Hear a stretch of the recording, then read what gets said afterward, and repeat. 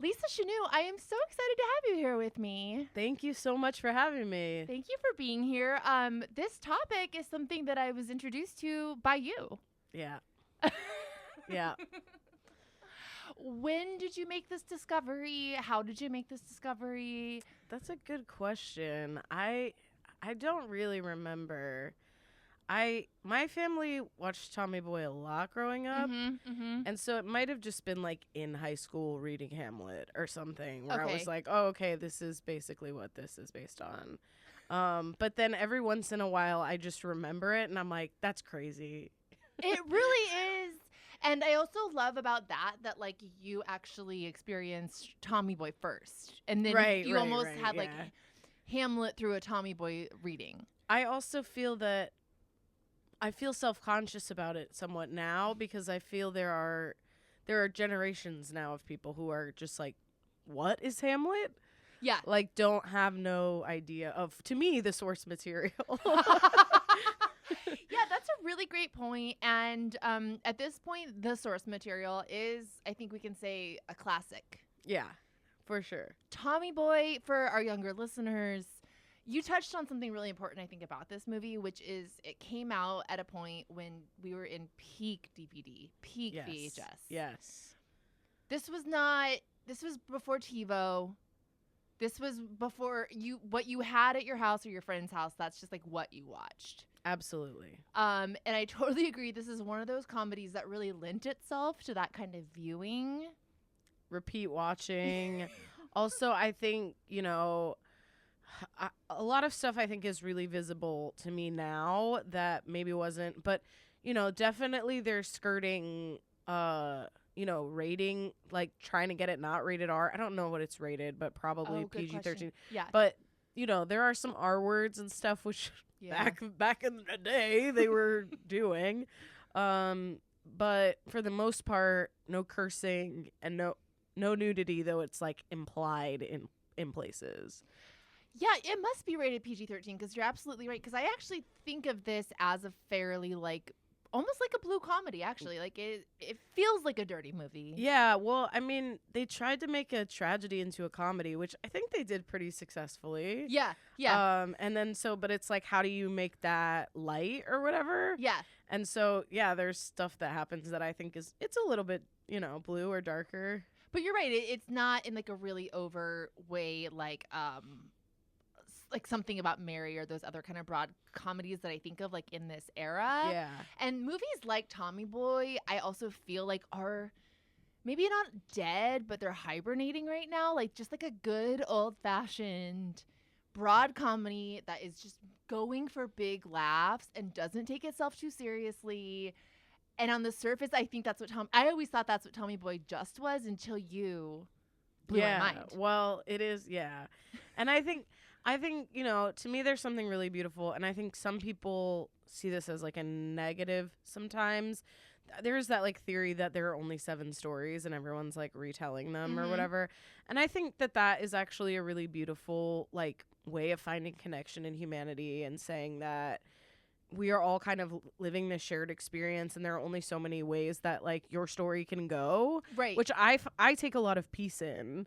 But I do think some people are like, there's nothing original anymore. And, like, that's not what I see in that. I'm like, it's really cool that they made, like, a comedy adaptation of this Shakespearean tragedy. And, I do think it's intentional. And we can talk about, what we think is intentional in it or not. But I do think it's intentional. And, like, I actually think that's quite powerful rather than just being, like, I have to be, which is what now every, like, talent, anything, agency, Hollywood, anything is like original voices or whatever. It's like, you don't really have to be original. We're all experiencing life in the same way. That's so right, because I think what we think of sometimes as derivative is just like what is going to appeal to us emotionally and on a psychological level and a spiritual level. And it's very similar to music in that way of like, there's only X number of musical notes and you can arrange them in different ways, but there are only certain ways that you can really arrange them that they're going to be pleasing to the ear or that they're going to be catchy. Yeah. I totally agree. And yeah, Hamlet, so getting to Hamlet, the what's the opposite of source material? The the prequel? The imitation. Hamlet actually it's considered one of the greatest plays of all time. And it kind of exactly what you were just talking about. It's part of its appeal and its charm, and the reason people hold this play in such high regard is that it really is like this universal story of what it is to be human.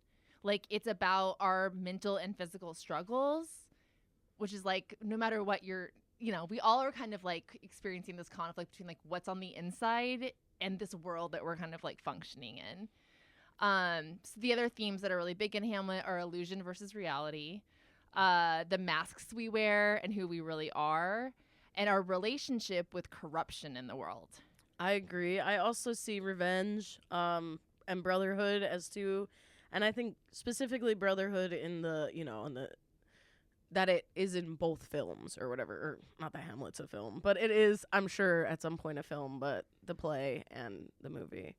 Totally. Yeah, that's right. Brotherhood and the idea of family and our obligations to family and the way that those obligations can be broken or even betrayed, I think. Yeah, definitely. Absolutely. And how we deal with that and what, like, I don't know. I think Tommy Boy takes this lens of, like, the best revenge is a life well lived, right? Like, winning the softball game or whatever is the best way to actually get revenge rather than, like, poisoning the other team or whatever. And I think Hamlet takes a very different a very different idea of what revenge is. Yeah.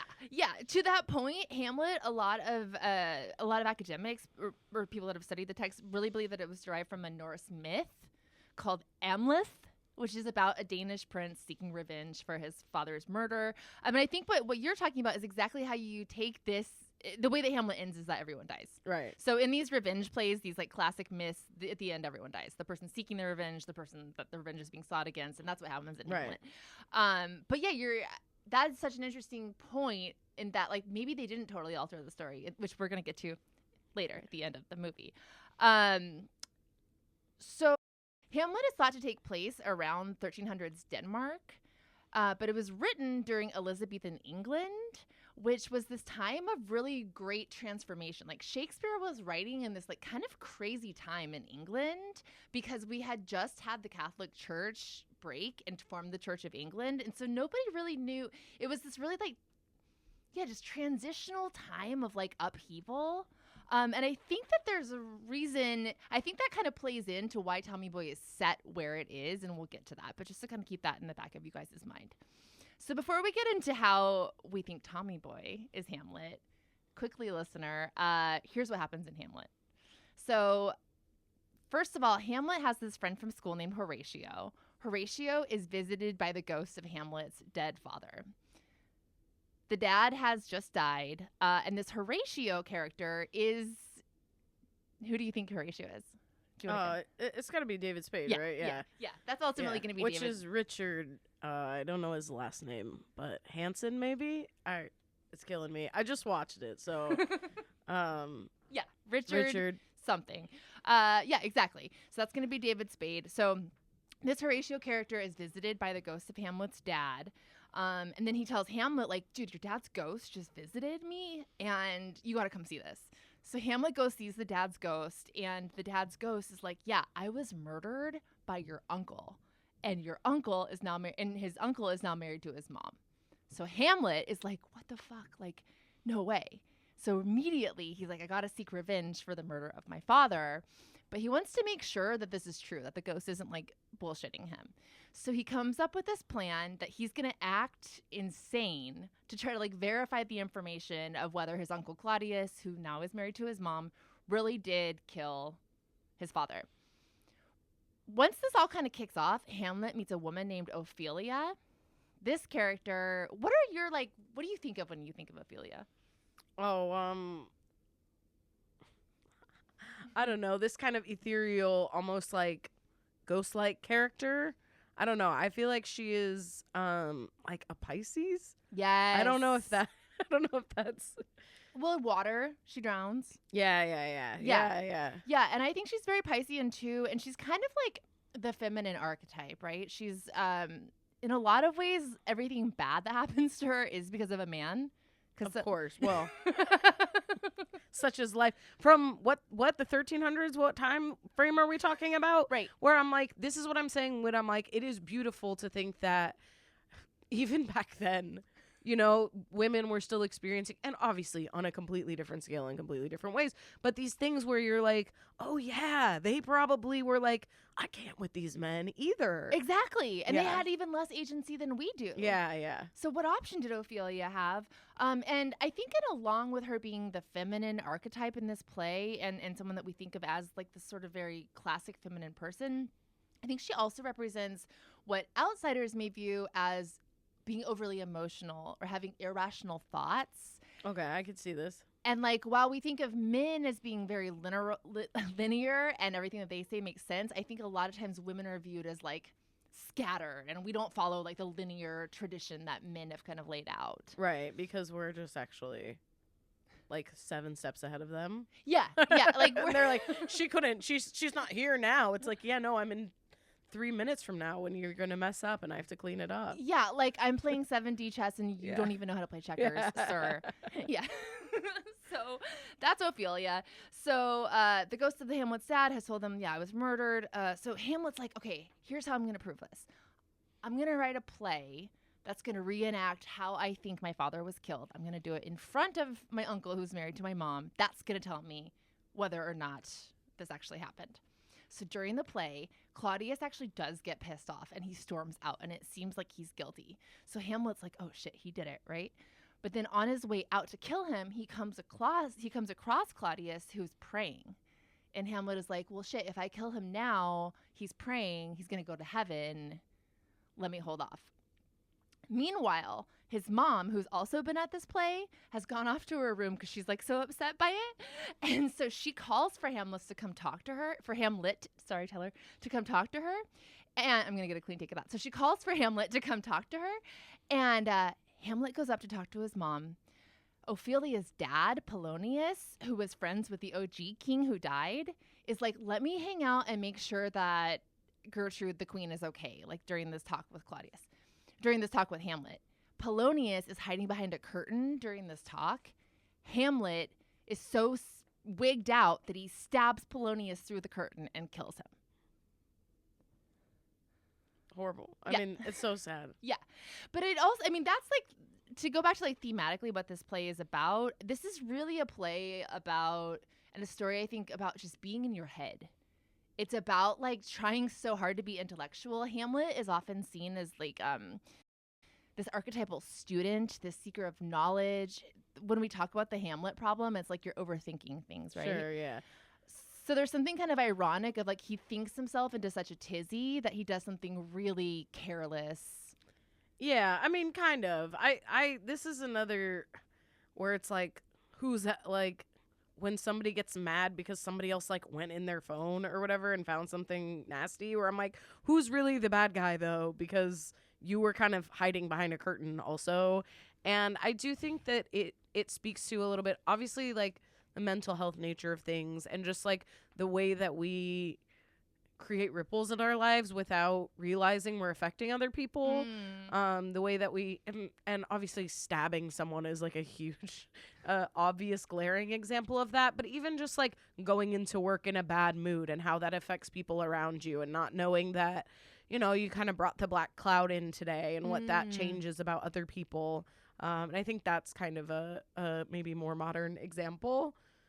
That's a really good point, and I think it speaks to another one of the dangers to overthought, and the way that like you can become so consumed with thought that like again you're just being careless. Yes. And again that goes back to like the difference between our inner world and our outer world. You know, like in astrology, it's like our moon and our rising. Like it's conflict, right? So okay, so now Hamlet has killed that guy. On his way back from, okay, so he's killed that guy. Put a pin in that. Then we find out this play takes place in Denmark, but there's some shit going down in England right now. This king of Norway is crossing Denmark and he's going to attack Poland. So Hamlet is sent to England because he's the prince, ostensibly to smooth things over. Exactly. So he, once he's there though, he realizes that his uncle Claudius is planning to have him killed there. On his way back home, Hamlet meets with his buddy Horatio at a graveyard. And there, Hamlet holds, this is like iconic. People that are really into Hamlet love this scene. Yeah, the gravedigger and all the, Yeah. It is a great scene. I mean, it's like one of those, in film, they're always like sex and death are the two things that grab a viewer instantly. And so it is just this like, graveyard with, I always picture like the open grave and, him digging the hole and everything. Totally. It's very macabre and mysterious, and I think speaks to like otherworldliness. Yes. And then of course, like, it is such a beautiful visual metaphor for confronting your own mortality. Yes. Like, he almost uses the skull as a dummy, and he has a conversation with it about like, what is life? Like, this used to be my friend who joked around with me, and now you're just this skull. Yeah. So that happens. That's the to be or not to be seen for people who haven't, Hamleted in a minute. So after that, a duel is arranged. So now the kid, Ophelia's brother, and the son of the guy that Hamlet accidentally killed. Oh, sorry. P.S. Ophelia does kill herself before all this.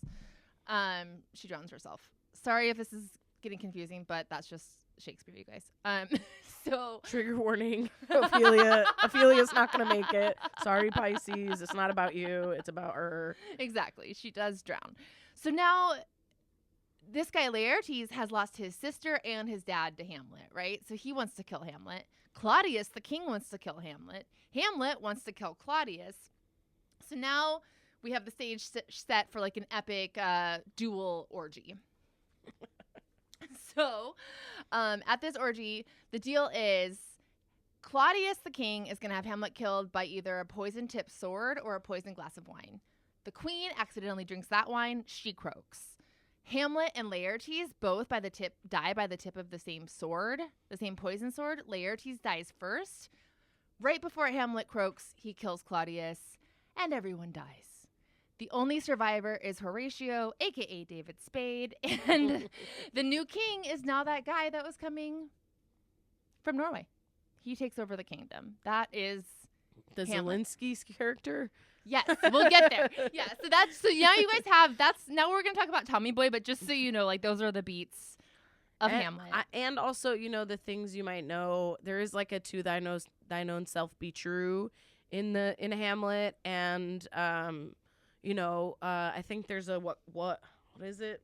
What piece of work is this man? It's like these there are these quotes from Hamlet that I think have kind of pervade modern language to this day. And so, but I do think, Tommy Boy, piece of work. It's like these things kind of tend to lean towards one another. I completely agree. And I'm going to be honest, after looking at Tommy Boy through a Hamlet lens, I'm very convinced that this was intentional. Oh, I think it is too. Yeah. And I think it's a like talking about Tommy Boy as if it's like some great cinematic art piece. But I think it's a beautiful tribute to Hamlet. I think they do a lot of things intentionally to like bring those things in. I agree. And the role of Hamlet, which we touched on a little bit in the beginning, like, this is considered the hardest role for any actor to play, or actress. Like, men and women have played the part. And I imagine part of it is because, I think it's that thing of like, they've never turned Catcher in the Rye into a movie. Like, it's really hard to play a full internal life. I'm thinking of other things now too, To Kill a Mockingbird and things along those lines, where I'm just like, oh yes, these are hard. What's the one that Chris Farley was supposed to do, right? Confederacy of Dunces. Yes. And that's another one where it's like they're always teasing it, and like same Fatty Arbuckle story, like always teasing, it's never coming to fruition. It's really challenging to dramatize that. Yeah.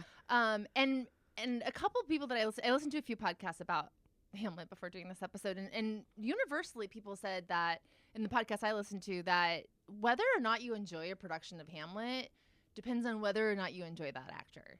Interesting. Because that actor has to bring like their whole soul to the part. Which is why I think in Tommy Boy, it's so fascinating to see Chris Farley do Hamlet. I mean, yeah. Because again, for like you younger people that maybe don't remember Chris Farley, like, he was such a lovable actor. I mean, he gives 100% like on SNL in every 2-minute thing. You know what I mean? And of course, like, and I think the actors on SNL are still great. And I'm not one of those people that's like, when I was growing up, they were the greatest, and now they're just saying curse words. Like, I think that they're all very talented. But I do just think, like, you don't see someone, especially, like, given his weight and everything, like, give that much to something, like, literally a whole heart. He does a cartwheel in the fucking movie, you know? Yeah, and it's just a joy to see. I mean, there's something very childlike about him. Absolutely. He does. He flails his body around in such a way that, like, he has to have control of it, but he gives the illusion Right. of just being this frenetic being that's, like, almost, like, completely out of control of himself. And, like, I probably weigh, like, not even near what he weighs, and it's, like, doing like 7 jumping jacks is very hard for me, you know? So like watching him just be physical and do all of these things, it's very impressive, and like also get the lines right and be Hamlet. Yes, and be fucking Hamlet. And another thing that I think is so genius about this casting is that I can't honestly think of another physical comedian that's even been at his level since him. No, I mean, I don't know. Jim Carrey is like pretty insane. Robin Williams is, but again, that's like, I don't know if they're older or whatever. I don't know exactly how their ages all work out together. But I do, and I think like a modern day, like not. So I don't want this to be taken. I'm not gonna say it actually because I don't want it to be taken the wrong way. But there are like some physical comedians right now that I think are brilliant. And I just and do give that much, you know, heart to their performances, but I just do think like they're a dime a dozen. It's not we're not finding them regularly. Exactly. Or is that dime a dozen means the other thing? They're rare. They're a needle in a haystack. That's maybe. right. Yeah. Yes.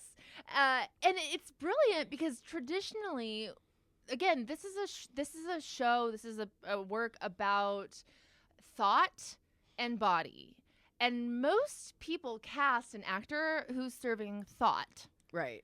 They're gonna give you like smoldering Kenneth Branagh, okay, and then we're not really gonna explore what that means in the physical realm, where we've totally inverted that with Chris Farley.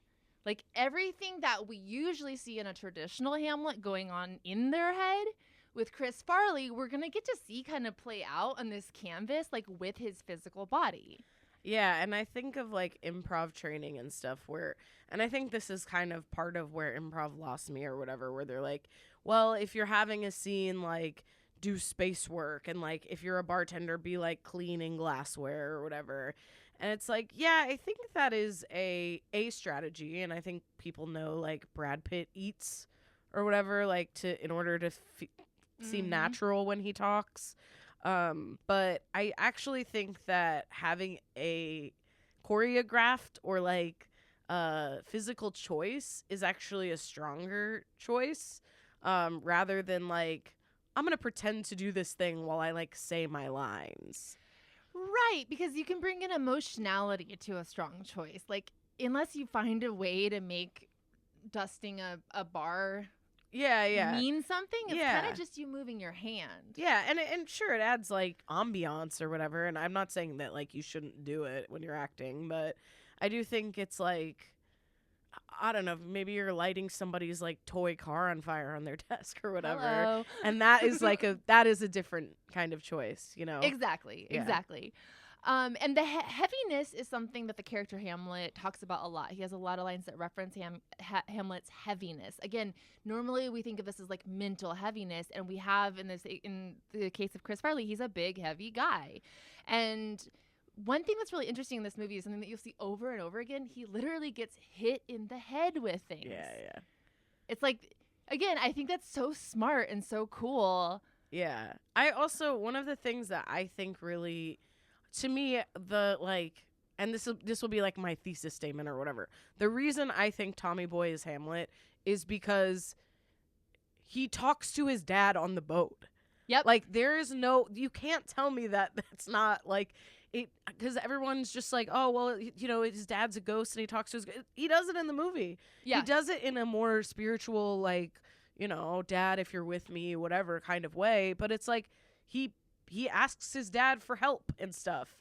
And it's like he communes with him, whatever, you know, whatever that means. So to me, that's where I'm like, yeah, I mean, it has to be Hamlet. Yes, I agree completely. And in terms of like the heaviness and the this guy playing this character, this is like from the text of Hamlet grappling with this idea of spirit versus flesh. Again, that's something that we see in the relationship with the dad. Right. He's only there in spirit, and we'll get into it, but like they kind of play with that a little bit in this movie. But so this is from the play Hamlet. Oh, that this too solid flesh would melt, thaw, and resolve itself into a dew. So we've cast a guy that's like got a lot of flesh, you know, like so I just think that's okay. So the opening shot, the very first thing we see in Tommy Boy is not Chris Farley, it's a young actor playing Tommy Boy. He's in a treehouse.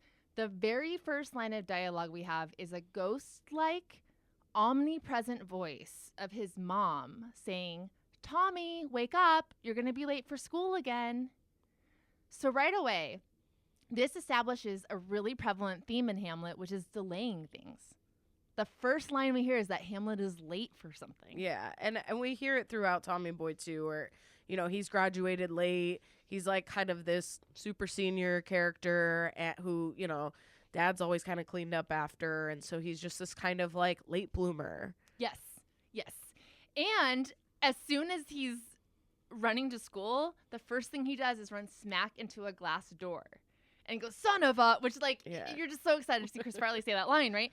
But it's also this idea of illusion versus reality. Right. It doesn't look like a glass door. Even we, the audience, don't know it's a glass door until he smashes into it. Right. And that, I mean, to me, I think taking something like that and making it a comedic moment is like, that's what causes people to laugh. It's what brings surprise to the audience. But like, as an artist, you're like putting something into the work that actually feels rewarding, so that you have a reason to run into a glass door on camera, you know? I know, and that is, again, like, what I love about this time period in comedies. Like, it really did feel just like a bunch of dumbasses with a budget just having fun. Yeah. Yeah, and I think that's a perfect example of that. All right, so Tommy grows up. We flash forward. We reveal finally we get to see Chris Farley. He's at the university, which, again, Hamlet in the play is also a university student. And this character, like I said, is viewed as an archetypal kind of perennial student, something that we see in Chris Farley's costuming in this. Even after he leaves college and he's graduated, he continues to wear his Marquette rugby jacket. Yeah, and the rugby shirts and everything. When I rewatched it, I was very much like, wow, I used to wear all this stuff. Those like rugby shirts and stuff were very popular. Yes. And like, I'm like, I didn't know. I just like wanted to be Chris Farley so bad. Like, it's so sad. We were actually rocking Chris Farley core. Yeah. That's so true. Chris Farley was goals. Yeah. Yeah. All right. So Tommy Boy graduates. His first plan is he's going to go back to Ohio and work the production docks at his dad's factory. So we're kind of getting a little bit of foreshadowing of like, this is his fate, is to go kind of like fulfill his dad's legacy. But he's not quite ready to like step into that journey yet, right? Like he thinks he's just going to take a lower level job. Right. He's the prince, not the king. Exactly. So here, Tommy Boy meets up with Richard. Richard is the dad's right-hand man. So I think they're kind of combining a couple characters here. Sure. So he's kind of that, but he's also really this Horatio character, and that's David Spade.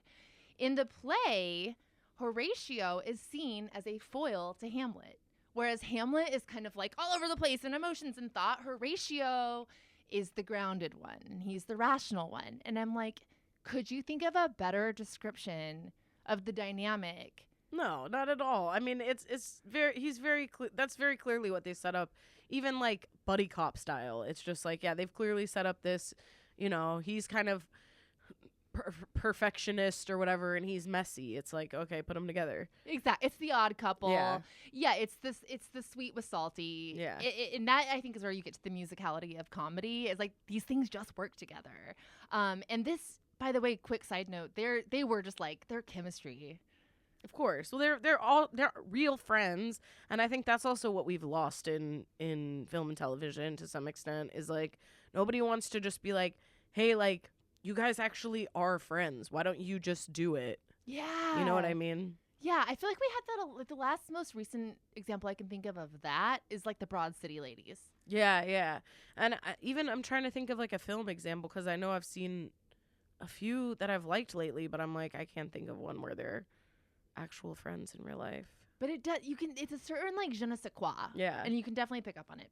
So the first thing that happens when they start talking, when Tommy Boy gets to Sandusky, is again we're talking about time. There's a conversation about David Spade says, "Why didn't you tell us that you were coming? You could have called." And Tommy says, "I did earlier or later." Like he's not sure again. Like again, we have this weird time is out of sorts thing, right? So this is a line that Hamlet says to Horatio in the play. "The time is out of joint. O cursed spite, that ever I was born to set it right. Nay, come, let's go together." It's like you could apply that to this scene in Tommy Boy. Absolutely. Yeah. So they're driving through Sandusky, Ohio, which I did look it up. This is part of the Rust Belt. Sandusky was not an auto manufacturing city. It manufactured paper, which I was like, maybe that's a subtle nod. Oh, okay. I can see it. Yeah. But Tommy notices that other factories have started to be shut down. And this is where I think this was very intentional placing of this story in this time, because this is the Rust Belt in the 1990s. Much like Elizabethan England, this region is going through a huge transformation. Because of globalization, like all of these factories have just started. This is the beginning. Well, I think also this time in America is another, we're having a reinvention of music in a way. There are like styles changed, things like there were reinvention. The internet is becoming more popular, or like technology in general is becoming bigger. I'm thinking restaurants transitioning to like computers instead of, the old school cash registers and all of those things, credit cards becoming big, all of those kind of things.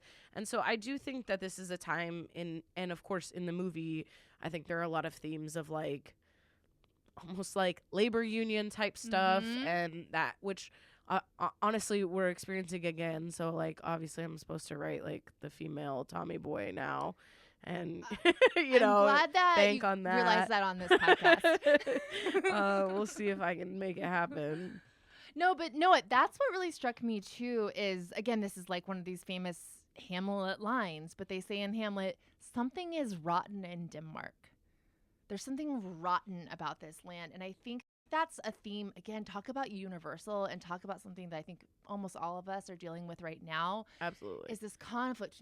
I'm thinking about it. I'm obsessing about it. I know exactly how I feel about it, and I'm going to read every single thing about it, but what do I do?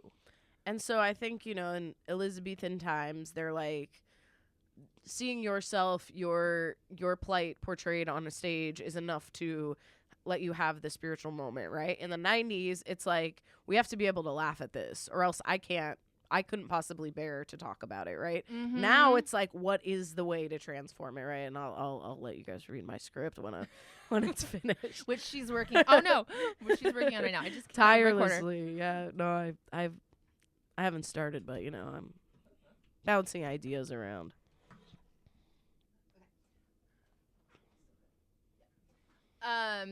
And also, like, it kind of, obviously there's no way that they could have foreseen this when they were making Tommy Boy, but in 2025 America, knowing now how the region where Sandusky, Ohio is living and feels about manufacturing jobs, the economy, the idea of something being rotten in Denmark there in the 90s, it gives me chills. Yeah, no, I didn't even think about that. That is crazy. Yeah. Yeah, that is. It's this, like, sickness. It's this cancer that's going to keep spreading. And it's almost like keeping people undereducated or something in order to, like, I don't know, manipulate them. I don't know. Maybe. And maybe King Zelensky will bring that up later.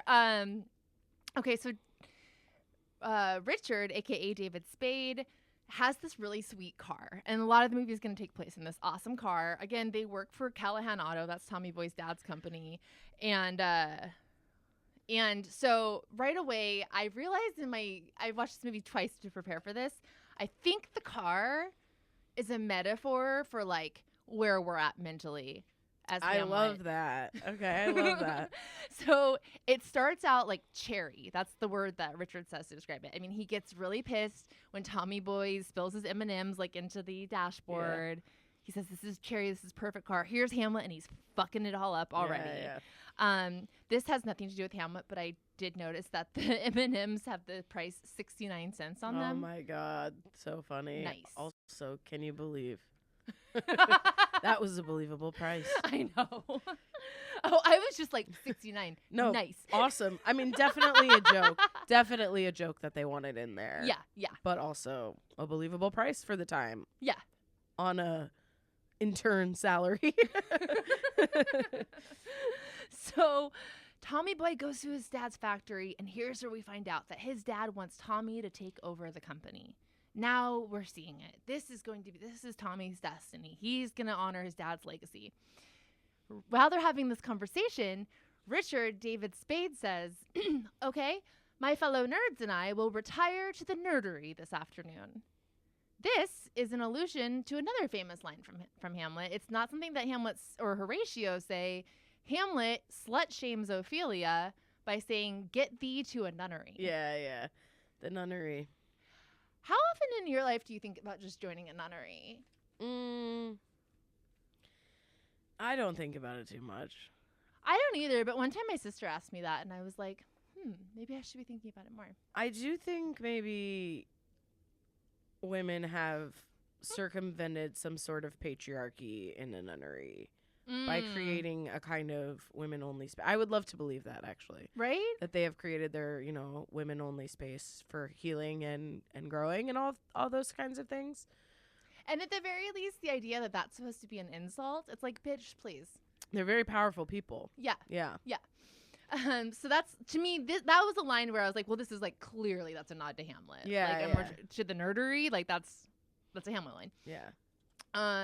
So as Tommy Boy has just gotten this information that he's gonna have to head this factory, he goes onto the factory floor and whoop, he's hit in the head. Yeah, of course. So yeah, again, this whole deal, like, and this never stops. This stays constant the entire movie. It's literally his head in conflict with the physical world. Yeah.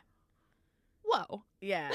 and like, that's going to leave a mark and all that. But it is, I think when you see, and again, I'm not like a film critic or whatever, and like we're talking about Tommy Boy, so like, please feel free to like comment and be like, Lisa's a loser or whatever.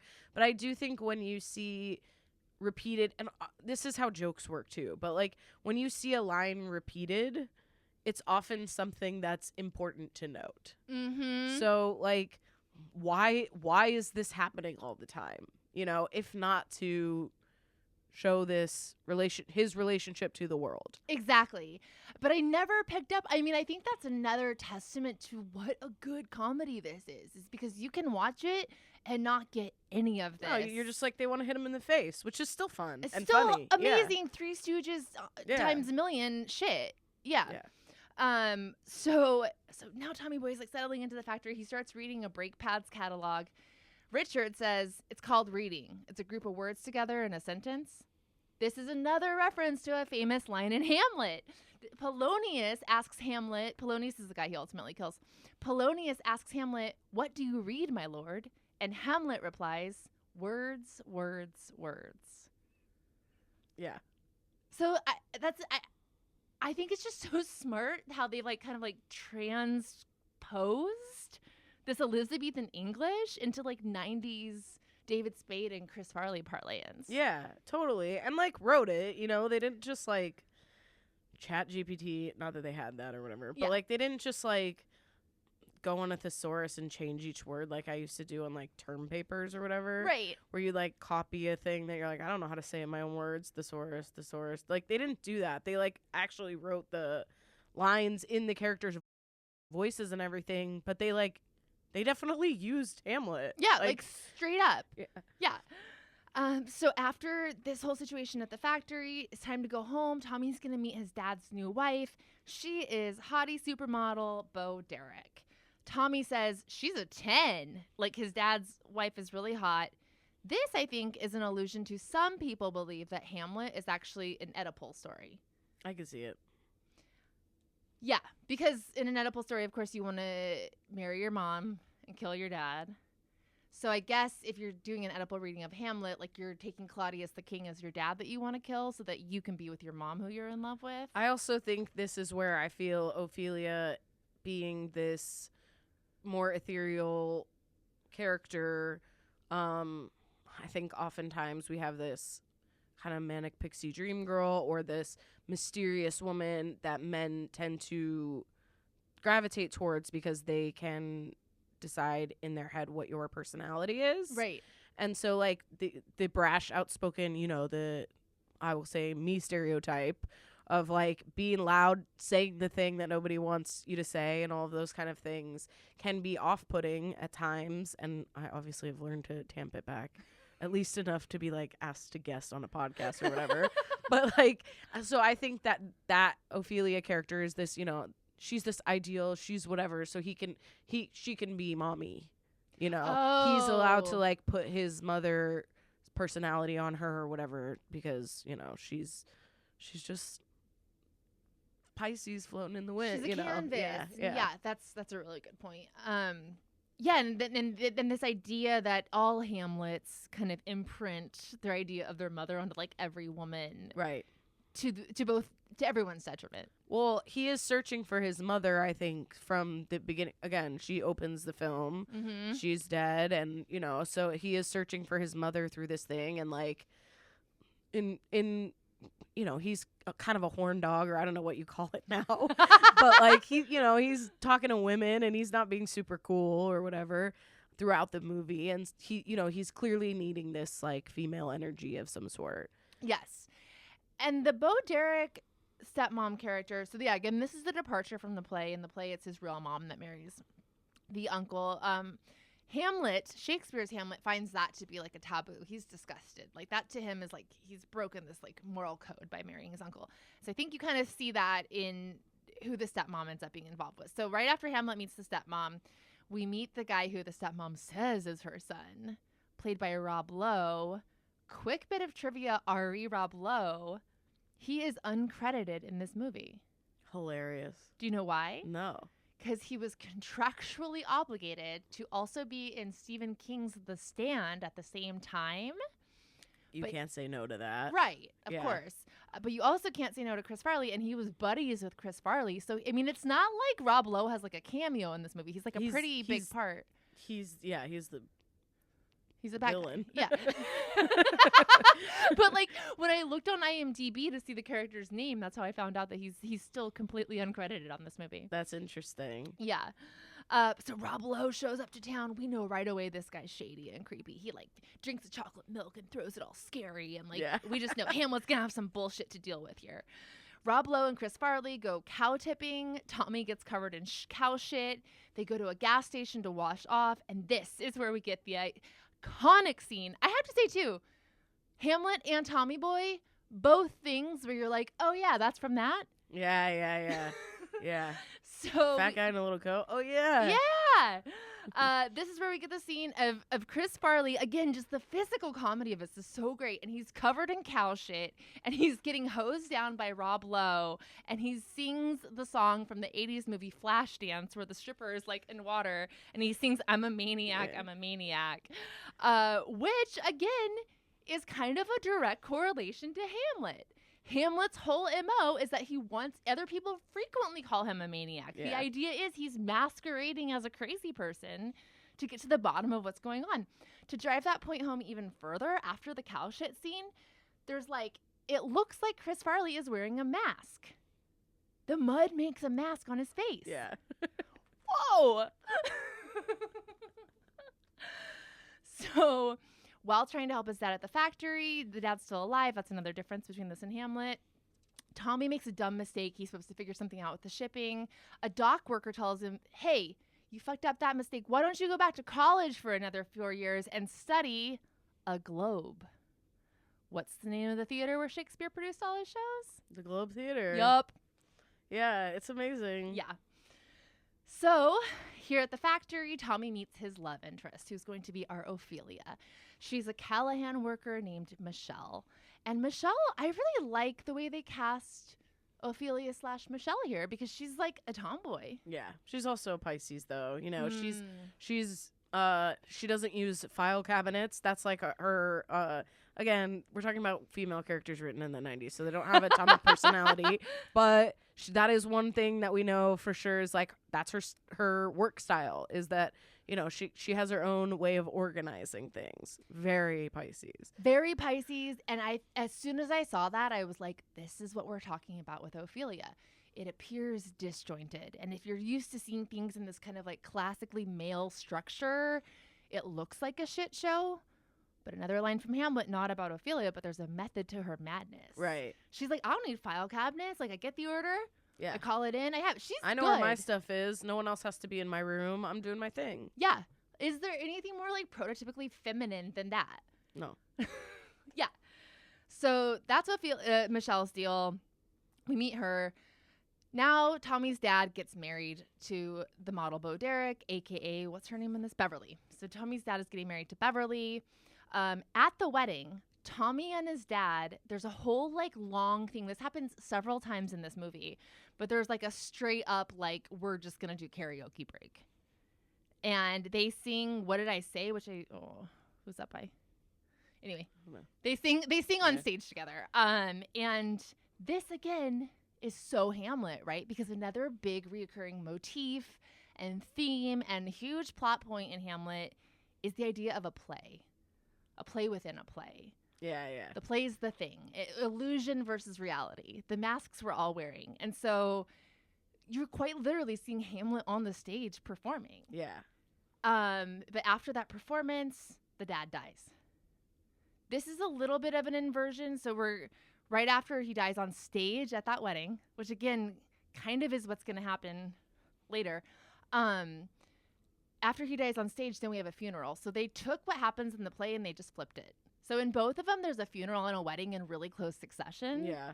So I thought that was really smart. Classic Shakespeare. But also, again, when we think about writing stories and all of these things, what are things that people can immediately understand? Mm-hmm. You know, how do we convey this is a sad occasion? Well, it's a funeral. It doesn't necessarily always have to be, you know, the character's dad or whatever, but that it makes it easy. It's like an easy thing to write in storytelling. And like, again, that's because we've all experienced it. That's how life is. Oftentimes you do have to go to a wedding right after a funeral.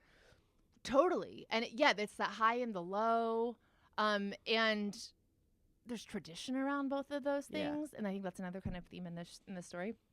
All right. So the dad's dead. Tommy's going to take over the company as a partial shareholder. It's going to be him and his new stepmom. After this is all happening, Tommy is out on a boat with Michelle. He's stuck because there's no wind.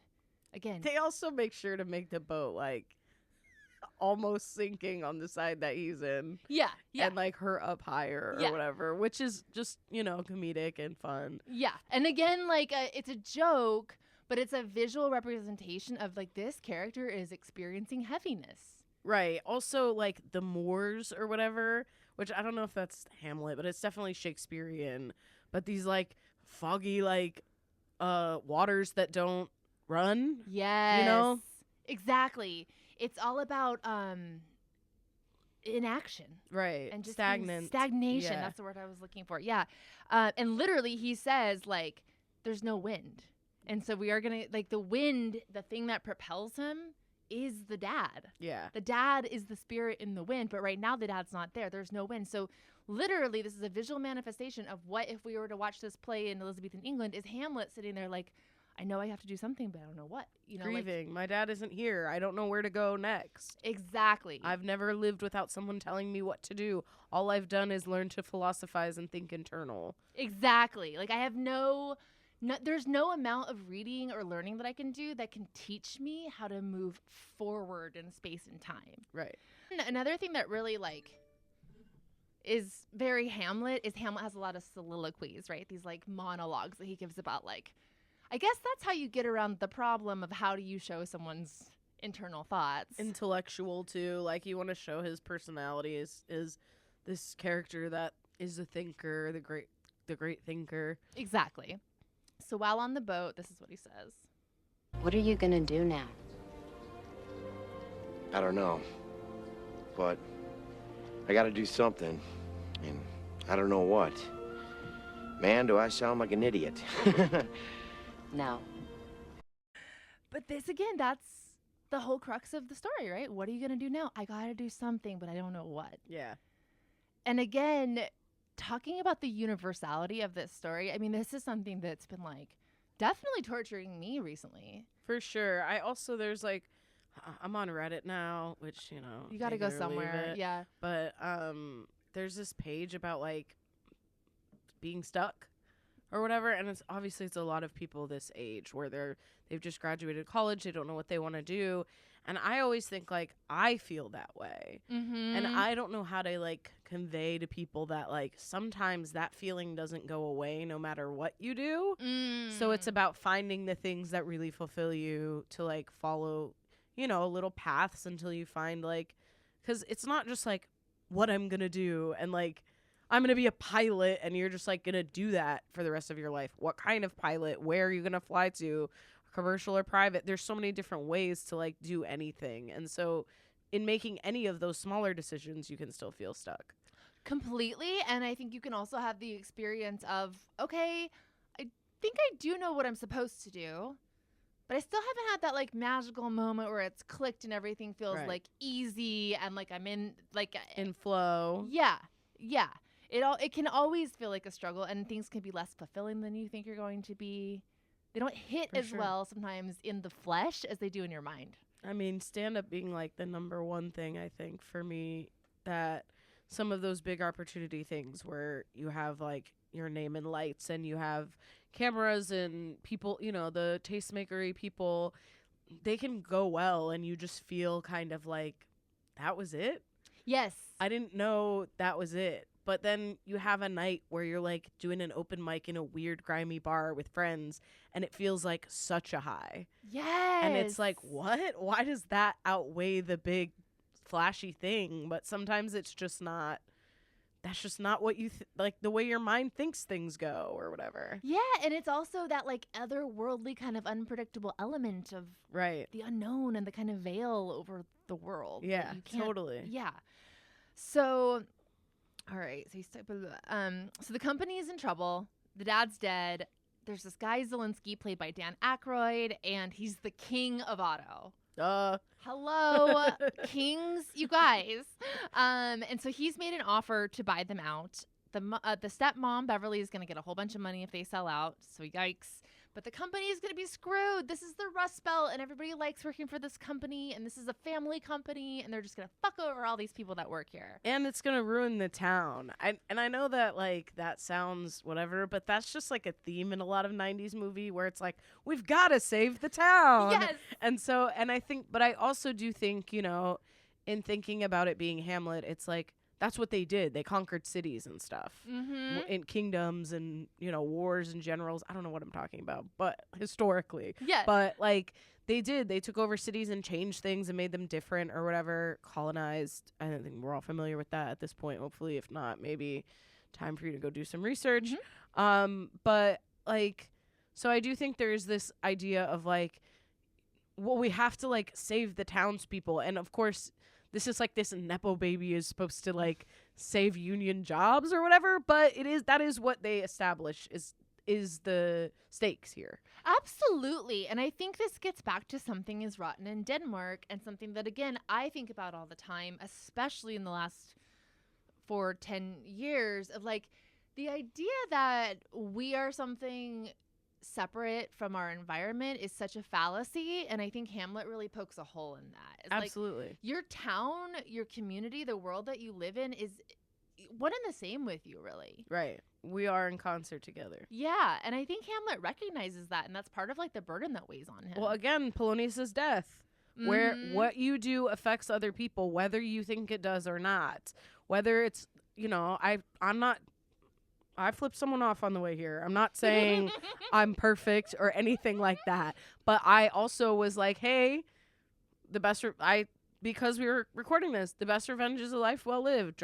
You calm down, drive slower. Yes, they made a fucked up mistake. Chill. Why are you going to get shot for it? Right. You know, like chill out. Turn your music up. Yes. And I think that's a way where, again, talking about the gender stuff in this show, I think women can be labeled as overly emotional because we are a little bit more in touch with that, where men can think, and I'm talking very generally here, you guys. Yeah, of course. But masculine people can kind of, the idea of being masculine, you can think yourself into being irrational. Totally. And we all do. We all have masculine and feminine days too. Like some days you're like doing that, and some days you're. My husband gets his period or whatever, like not physically, but I'm like, oh, all right, well, I get a couple days a month. These are yours. Go take a nap. Right. Exactly. So Tommy's the one that steps up. This is a very this is very hero's journey. He resisted it. He doesn't think that's what he wants. The choice is here. Right. He steps up. He's willing to put up the collateral to his house and his stock. He's the one that's going to go sell these brake pads. He says, I'm going to go on my dad's sales trip. So, like, this is literally him stepping into the shoes that were his father's. This is Hamlet becoming the king. This is his fate. Hamlet had the same name as his dad. This is destiny.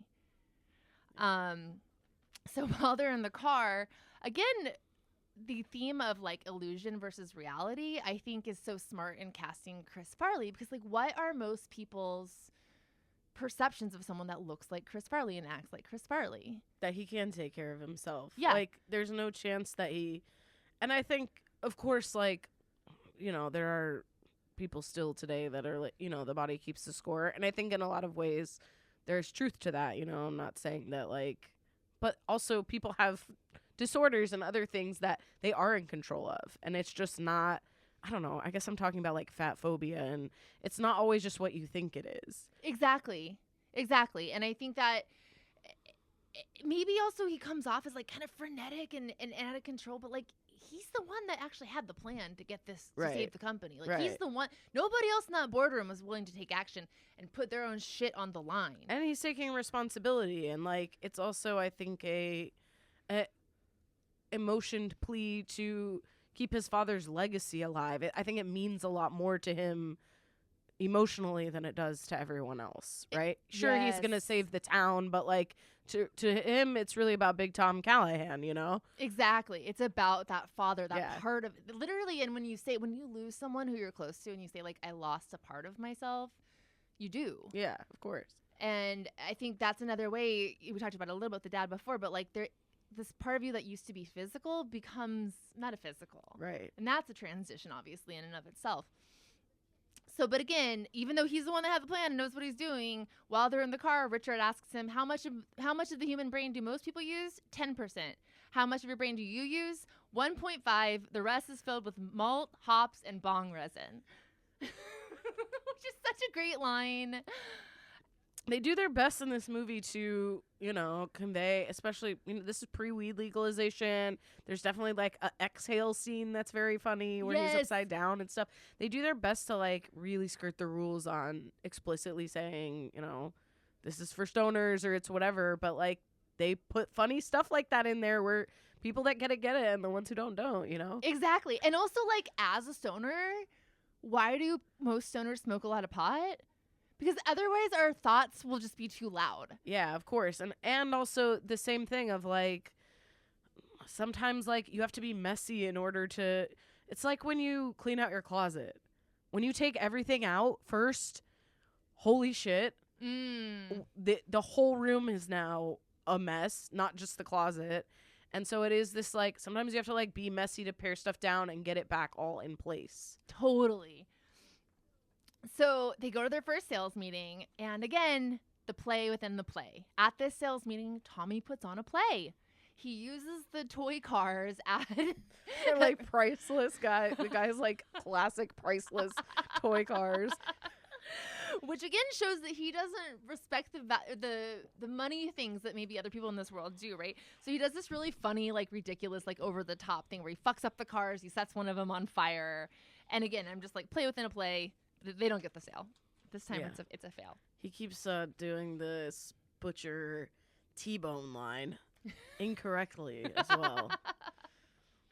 Yeah, I don't know what to make of that, because that's something that gets repeated so much. There's some cow stuff that happens throughout the film, but I don't know. I don't know if that relates to Hamlet or not. Sound off in the comments. Yeah, let us know if you have theories on the prevalent cows and Tommy Boy and how they relate to Elizabethan England. So meanwhile, at the employee party, Michelle, aka Ophelia, she sees Rob Lowe and Paul making out with Gertrude / Beverly, and so she's like, "Oh, that is not her son." Right after this happens, Rob Lowe pisses on the factory, and it blows up in his face. Foreshadowing. Yeah. So this is also, again, I never would have picked up on this if you hadn't brought this up to me. But so first, Tommy and Richard hit a deer. They think it's dead. Deer goes in the back seat. Oh, this was like my favorite scene. I think. It's such a good scene. Well, fat guy in a little coat. I mean, yeah. You know. So the deer dies. They go into a sales meeting. Tommy botches the head up a bull's ass joke. Yeah. That sale doesn't go well. So now Tommy wants to give up. He wants to quit, and he delivers. This is, I think, a very Hamlet. For words here. Forget it, I quit. I can't do this anymore, man. My head's about to explode. My whole life sucks. I don't know what I'm doing. I don't know where I'm going. My dad just died. We just killed Bambi. I'm out here getting my ass kicked, and every time I drive down the road, I want to jerk the wheel into a goddamn bridge embankment. Yeah. Yeah. Is that music in the movie? Yeah. That's so Shakespeare. Yes. The like play little trumpet. Like play little. Yes. Burp, burp, burp, burp. That is such a great observation. Yeah. Yes. And it's like Hamlet, the character in the Shakespeare play, does in the To Be or Not to Be, he contemplates suicide. Yeah. Here we have Chris Farley saying, I can't take it anymore. I want to jerk the wheel. It's like if you had to like, say, what would a 90s broad comedy fuck up character say if he was Hamlet? It would literally be, my head's about to explode. My whole life sucks. I don't know what I'm doing. My dad just died. Yeah. That's Hamlet. Yeah. So right after he has this quintessential Hamlet soliloquy, which is the Dark Knight, he's ready to give up this thing that he was ready to do. They're driving in the car, and the buck that they hit comes back. I love it. To life. First of all, on a broad comedy level, this is just gold. It's also, no good deed goes unpunished, I think, too, because there are so many people that leave the deer, right? And, so this is this, like, hey, we can't be those people. We're not just going to, leave this poor animal, put it in the car. We'll figure out what to do with it. Holy shit, Lisa. And also, as you're saying that, I'm like, no good deed goes unpunished is Hamlet's problem. He could have just said, fuck my dad's legacy. I'm not going to go avenge his death. Right. He's in all of this mess because he's trying to do the right thing. Right. And also, the thing that they thought was dead, that both he and David Spade, the common thing between them that's literally looming over their shoulder, comes back to life, a.k.a. the ghost of the dad. Right. Yeah. Okay. Previously, had been a scene where Chris Farley was at a gas station. Another great one. Another great one. And he fucks up the door, gets caught on a pole. He's struck. You see him oh god, and he kind of gets it just dangling by a thread as they're driving off. David Spade drives and it falls off, and Chris Farley says, "What'd you do?" Yeah, what'd you do? It's great, and it's also it's that. Again, no good deed goes unpunished. It's like an accident, and you're like, I fucked up my friend's car, trying to make it right. Exactly. Trying to make it right. That is the central problem of all of these stories. So we already don't have the door on the car. After the buck just smashes this thing to smithereens. It's so fun to watch. But if we're to take the idea that the car is a metaphor for what's going on psychologically, just as Hamlet in the play he starts out acting like a maniac, and I would argue he becomes more and more maniacal throughout the story. If we're going to take that to be the car as a metaphor for their mental state and their rationality as they follow this goal, it is gone. It is just in tatters after the buck incident, which would make sense if that's the ghost of his dad. Right. You got to go on this mission, whatever you have to pay for it. Sure. It's also the middle of the movie, so point of no return. So then we find out that Ray Zelinsky, Dan Aykroyd, we see him in a commercial. He claims to be a good guy. Illusion versus reality. Man of the people, Man kind of the salt of the people. earth kind of guy. Yeah, which again, like honestly, like what we were talking about with the way I think a lot of people in these manufacturing communities have been manipulated. Absolutely. So prescient Yeah. to see that 30 years ago. Totally. And like I think a thing to remember about this kind of stuff when we're talking about it is this was believable. Mhm. Like this wasn't like, oh, they like made something up. Like, no, this is the way things were. It's like how you believe that Homer was the only working person in that house or whatever Yes. in The Simpsons, because that's what happened in the 90s. One person could work and 5 people could live in a house. Can you imagine? Yeah. I can't even support my dog. So then he's gonna stick with it, right? Like he thought he was gonna give up. The ghost / the buck has visited him. He's gonna stick with it, and they go to a hotel where Tommy puts on A play? kind of Richard's coat, but yeah, kind of a play. It's a little mini play. It's another play, He performs a bit. and throughout I'm just the gonna play it movie. because it's just fun. Fat guy in a little coat. Fat guy in a little coat. Don't. Fat guy in a little coat. Fat guy in a little coat. Take it off, dickhead. I'm serious. Richard, what's happening? Oh.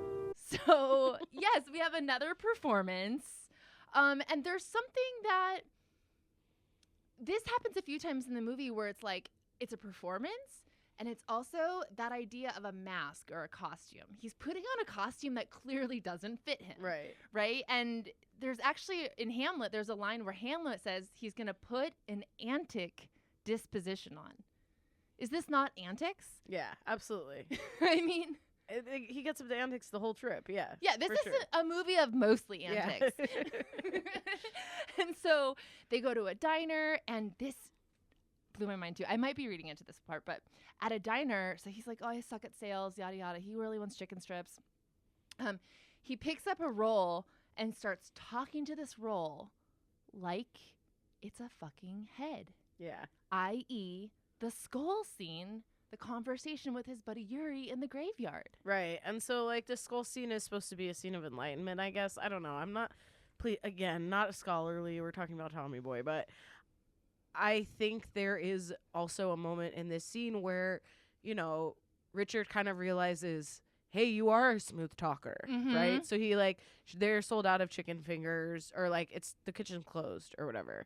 And he kind of has this moment, and then he talks again. He sweet talks her. They get the chicken. And so Richard kind of realizes, like, oh, wow, you are able to do this. You are like your dad. You do have the disposition of, like, whatever, someone that convinces someone something. A real You're salesperson. A salesperson. Yeah. That's right. And he acknowledges for the first time, he says, did that board to the head knock something loose? Yeah. Again, time is out of joint. My head, the Yeah, world. yeah. And here Richard acknowledges, you know what? There's book smart and there's street smart. You're not book smart, but you are street smart. And this is the first time we like can drop the veil that Tommy is a full idiot. Right. Because actually, like, if we're to follow the Hamlet allegory, he hasn't been a complete idiot this entire time. Right.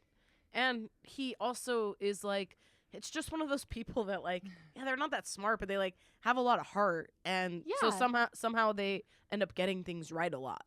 Yeah. Well, and I think too that a lot of people that maybe don't like fit the, I'm sure this Chris Farley felt this in Hollywood, but people that don't fit this like conventional norm of like the supermodel, a lot of times those are very funny people and those are very charming people, Of and very course. smart people. And so I think it kind of makes an interesting statement about like maybe this is someone who just had to be extra charming Right. and had to be like extra aware of making people feel happy just because Totally. of how he was presenting to the world. Well, and it's like this thing he learned from his dad, who was also a big guy or whatever, too, where it's like, oh, my dad was so good at talking to people. I want to be like that, you know? Exactly. So finally, they go to make a sales pitch. This time, Tommy, again, like you said, one of the most like famous lines from this play is "To thine own self be true."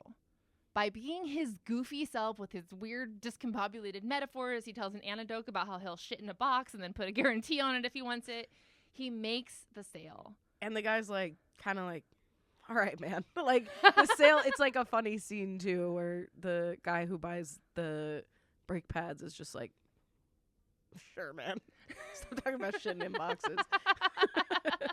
But it's like, whatever gets the job done, Yeah. you know? And there's something actually very, like, not keeping your files in file folders about that. Of course, yeah. And which is why Hamlet and Ophelia are actually, like, such a good match, right? And in a tragic sense in the Shakespearean version, but, like, in a fun one here. So, yeah, the whole line is, this above all, to thine own self be true, what a piece of work is man.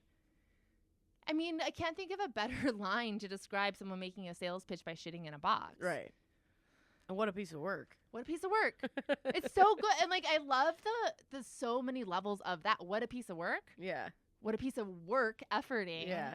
And he's also, like, doing the work of, like, making the sale. Right. Yeah. So now the car is basically just plywood. There's no roof. It's wrapped in plastic, almost like a body. They keep making sales. So that doesn't matter. Like, they've kind of lost any sense of reason or anything, but they're charging toward this objective, like, come literal hell or high water. Even though they're having all this success, they're going to be in the black. Paul, a.k.a. Rob Lowe, he fucking sabotages the orders. He breaks into the computer, and he sends them all to the wrong cities. So together, unknowing that this has happened, again, we have another play. While they're driving, together they sing, "It's the End of the World." Again, talk about a play about existential dread, depression, inaction. It's the end of the world as we know it. Yeah. Love it. Okay. So a bunch of their sales are canceled. They're going to have to sell the company to the king. Tommy comes into Michelle's office. He yells at her for not putting her things in the filing cabinet. Right. This is where he has a blind spot. He's an imperfect protagonist. He's just done the same shit, and he's being an asshole to her about it. Right. Well, it's easy to point out flaws in others. Yeah, that's true. Yeah, That's true. It's harder to see them in yourself. That's true. And this happens in the stage play too, right? Like, Yeah. Hamlet, for all his, like, hand-wringing and navel-gazing, again, he accidentally kills Polonius, and he accidentally is such a dick to Ophelia that she kills herself. Right. This is a comedy. It's not a Shakespearean tragedy. So she does not kill herself, but she does quit the company. She leaves. Yeah. And she was actually doing nothing wrong, as women do. Exactly. In that way, I think it's a direct parallel. Because she was on top of her shit. Like, Yeah. there's literally, she never gets her due apology. Right. She just takes it. So now everything's in haywire. Richard is drunk. They're driving. Tommy, they get pulled over, and Tommy distracts the cops by taking off his jacket and screaming that there's bees everywhere. I love that. So funny. And this, again, is Hamlet. It's Hamlet feigning madness to get what he wants. Right. And he gets what he wants. The cops leave. So while this is happening, they decide they're going to go to Chicago to convince Zelensky not to buy the company from them. Again, this is King Zelensky. This is a very direct parallel to the play Hamlet. What happens in the last act of the play Hamlet is that, or the second to last act, is that Hamlet goes to that country to try to stop that king from invading. So we're literally going to take that sojourn right now. He apologizes to Michelle. They try to get to Chicago. All the flights are full. How do they get on the plane? By putting on a costume. Oh, that's right. That's right. They pretend to be flight attendants, Yeah. right? Yeah. And while they're pretending to be flight attendants, Chris Farley, or Tommy Boy, has to give the safety demonstration. Yeah. Again, just talking about this movie, I'm like, there are so many great... They wrote in so much comedy, and, like, him getting his tie stuck in the toilet and everything. Yeah. It's just... It's a masterpiece. Yeah. So he's giving the demonstration, and the life preserver starts to kind of, like, suffocate him. He grabs a knife from out of a passenger's pocket and stabs himself and stabs the preserver. You know what? I never thought of that until you just said it, but that's that head piece that Hamlet wears as well. Yes, the collar. Yeah, yeah. Whoa. Yeah, totally. They put that in there. Yes. That's crazy. So in the play Hamlet, obviously Hamlet does not actually stab himself, but he kind of does die by his own sword. Sure. So I think that's like a pretty clear allusion to that. So they're looking for Zelensky.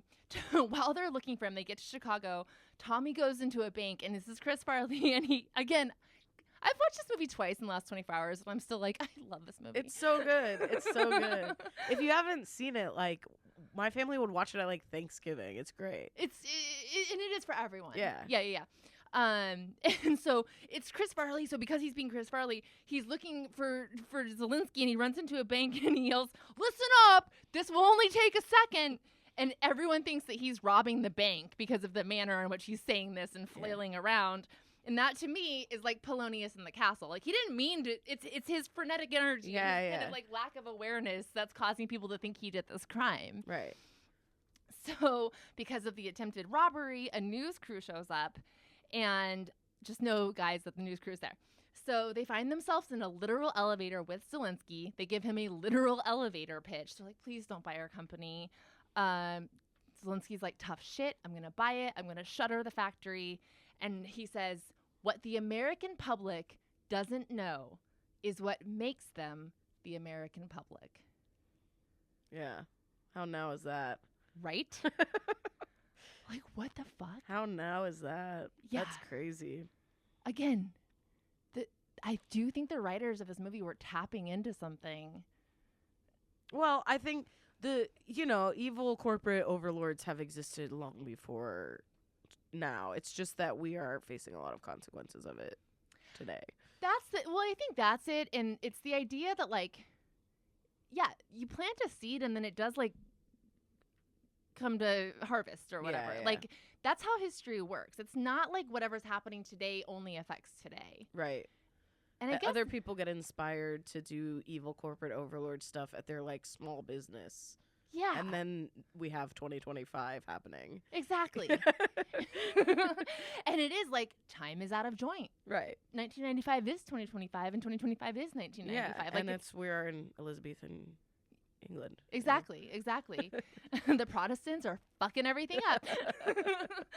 And so at the factory, Richard's toupee blows off. We get more illusion versus reality. The masks are coming off. And Zelensky reveals, this is when all the masks are coming off, Zelensky reveals he's a fraud. Because even though his commercials are all like, I love America and I'm here, he's like, yeah, dude, I don't give a fucking shit. Yeah. He's like, yeah, tough shit. I don't actually give a shit about the people at your factory. Like, I'm here to make money, whatever. Tommy's family, he opens the door to reveal that his stepmom, Beverly, and who he thinks are I guess now he knows is her boyfriend, are in the boardroom. Oh, they're married. They're married. Thank you. Yeah. And so this is essentially the same as Claudius ordering Hamlet's killing. Here's this betrayal, this trip he thinks he's been sent on, this envoy for different reasons. Yeah. But, like, actually his family's plotting to kill him. Tommy's desolate. He's like, I fucked it all up. Richard says, you tried as hard as you could. And that, to me, like, thinking about the big theme of this play and this story, like, is that enough to try as hard as you can? Yeah, I think so. I mean, yeah, I think that's all you can do, right? Yeah, but I do think that's all you can do. But I think that that's, like, a reality that a lot of people have a hard time accepting. Yeah, I mean, sometimes you don't get the outcome you want out of it. And so that's where I think it becomes hard. I'm thinking about, like, single mother tries as hard as she can versus, like, Tommy boy, Nepo baby tries as hard as he can, right? Yeah. Well, and I think we're also, like, still beholden to this, like, version of reality. We're all so in our heads, and Hamlet is so in his head that it's like, he tried, but is he ever going to be able to, like, really get rid of that, Yeah. release that? Yeah, no, I don't think you will. Sadly. So, yeah. So this is, like, his darkest hour again. Time. Tommy looks out to the street. He sees that they're doing, like, some repair work out there, and he sees some of those road flares. And he says to Richard, I'm going to need your watch. Time. He's literally harnessing time. Yeah. He makes a harness out of the street flares to make it look like dynamite, puts the watch right on his heart. Like, what a crazy metaphor. Like, for the first time in this story, Tommy Boy has harnessed time. He goes in and he uses that to make a threat to get himself into the building with Zelensky. Well, the news is already in the area because they thought there was just a bank robbery. So Tommy, as the bomber, gets the situation streamed on the news to an audience. And here we have our ultimate play, our ultimate performance for the audience to see. And in this performance, as in the play Hamlet, we're going to be able to ascertain the guilt of people based on this play. Yeah. Like what? Yeah. So while they're on air, Tommy gets Zelensky to order 500,000 brake pads. He finally gets the butcher line correct. Yes! Wait, is it that he's butchering the butcher line? Is that it?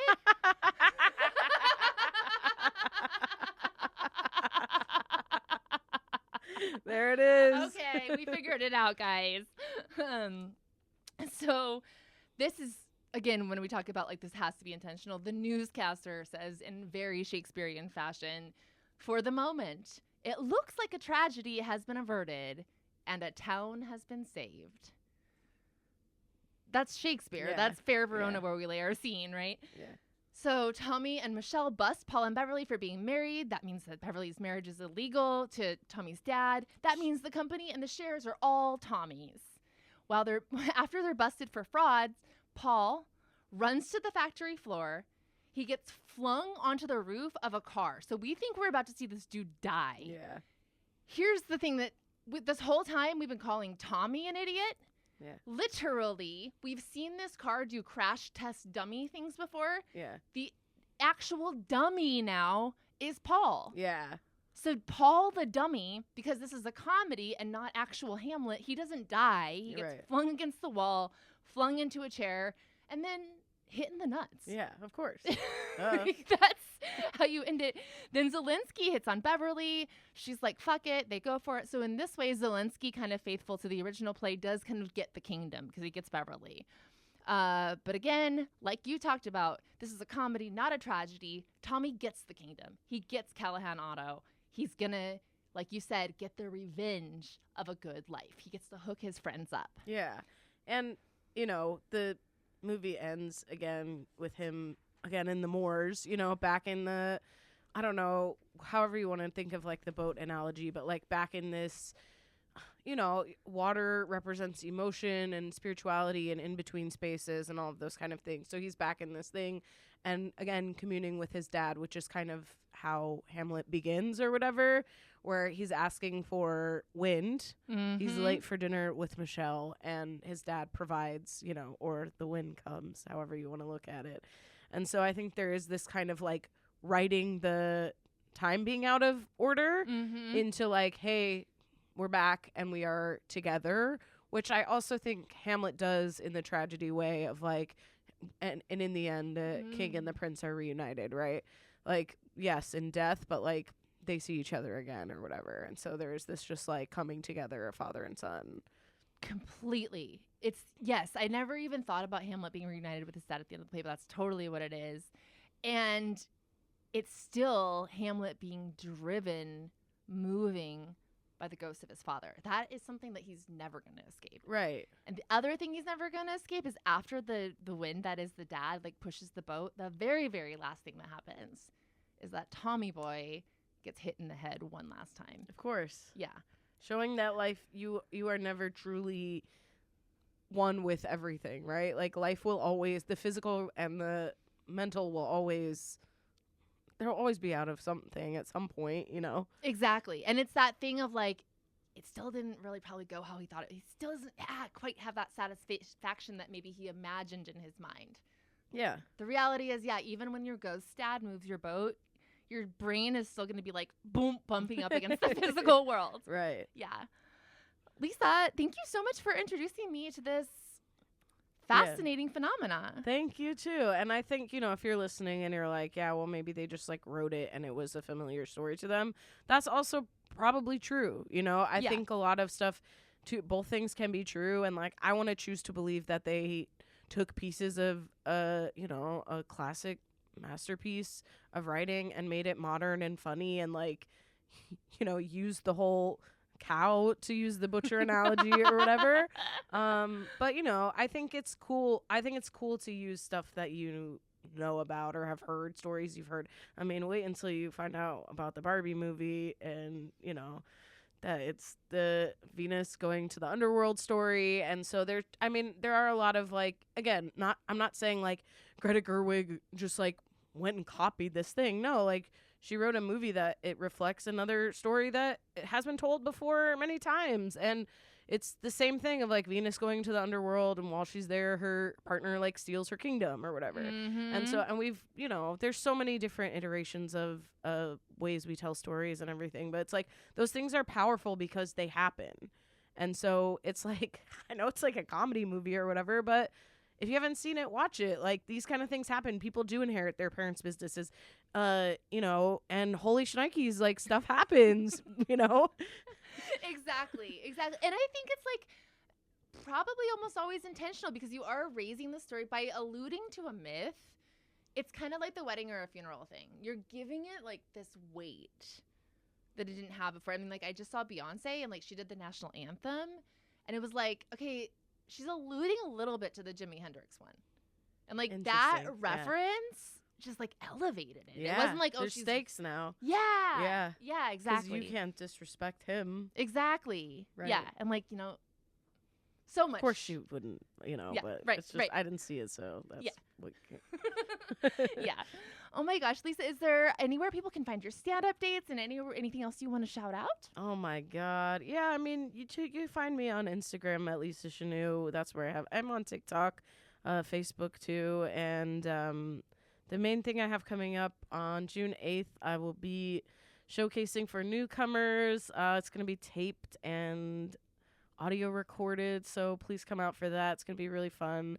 I think it'll eventually be streamed somewhere too, but if you're in the LA area, that'll be Dynasty Typewriter, June 8th, and more details on my page or, Dynasty Typewriters. Hell yeah. And listen to Lisa's podcast, What's Your Sign? Because there's just so much. That's how I learned so much about astrology. And then listen to it. Yeah. There's a whole feed listen to the 5-year backlog, Exactly. but there's no new episodes. But you should still listen to it. Yeah, it's still great. Yeah. All right.